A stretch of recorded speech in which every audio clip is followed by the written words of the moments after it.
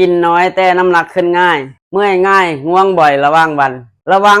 นี่อาจเป็นสัญญาณเตือนของภาวะดื้ออินซูลินโดยบ่รู้ตัวภาวะนี้คือร่างกายบ่ตอบสนองต่ออินซูลินเฮ็ดให้น้ำตาลในเลือดพุ่งส่งผลให้อ้วนลงพุงหิวบ่อยหงุดหงิดง่ายสุดท้ายเสี่ยงเบาหวานความดันไขมันพุ่งถ้าอยากรีเซ็ตอินซูลินให้ทำงานได้ดีเริ่มจากลดน้ำตาลกินให้เป็นเวลาหรือใช้ตัวช่วยจากธรรมชาติอย่างยูนิมาเตและไบออนไลเอสเปลี่ยนสุขภาพเจ้าได้ตั้งแต่เช้านี้